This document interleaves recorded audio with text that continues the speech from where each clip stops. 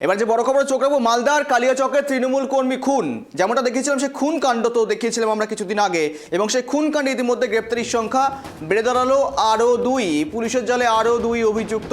একেবারে হারিম করা ছবি দেখিয়েছিলাম আপনাদের সামনে, যেখানে মূলত প্রকাশ্যে কিন্তু গুলি চালানো ঘটে এবং সেখানে প্রায় শুট আউটের মতন ঘটনা ঘটে, এবং সেখানেই তৃণমূল কংগ্রেস কর্মী খুন হন। অভিযুক্ত 2 হায়দ্রাবাদ থেকে গ্রেপ্তার। তেলেঙ্গানা পুলিশ এবং কলকাতা পুলিশের এসটিএফের উদ্যোগে গ্রেপ্তার করা হয়েছে দুজনকে। ইতিমধ্যেই গ্রেপ্তার আরও 2। মালদার কালিয়াচকে তৃণমূল কংগ্রেস কর্মী খুন কাণ্ড, আর সেই খুন কাণ্ডে আরও 2 জনকে গ্রেপ্তার করলো পুলিশ। এ সমস্ত বিষয় নিয়ে আপডেট নেব, আরও বিস্তারিত জানাবো আপনাদের। আমার সঙ্গে রয়েছে আমার সহকর্মী রুহুল। মালদার কালিয়াচকের খুন কাণ্ডে গ্রেপ্তার আরও 2। এখনো পর্যন্ত গ্রেপ্তারির সংখ্যা কত দাঁড়ালো এই মামলায়?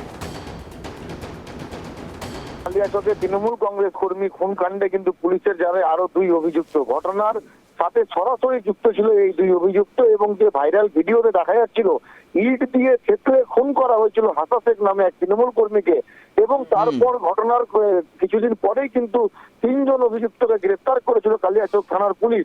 এবং আজ ঘটনার 10 দিনের মাথায় কিন্তু গ্রেফতার করা হয়েছিল তাদের, এবং অভিযুক্তদেরকে আজকে হায়দ্রাবাদ থেকে, অর্থাৎ হায়দ্রাবাদের তেলেঙ্গানা যে রাজ্য রয়েছে সেখান থেকে এই 2 জন ব্যক্তিকে কলকাতার এসটিএফ গ্রেফতার করেছে।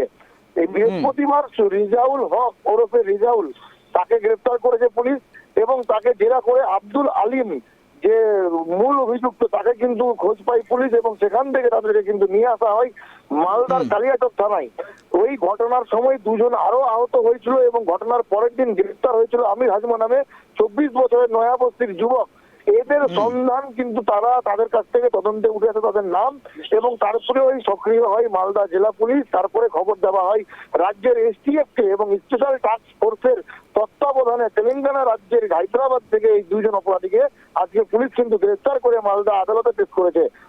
গৌরব, ধন্যবাদ রুহুল তোমাকে সঙ্গে থাকার জন্য। অভিযুক্ত 2 হায়দ্রাবাদ থেকে গ্রেপ্তার।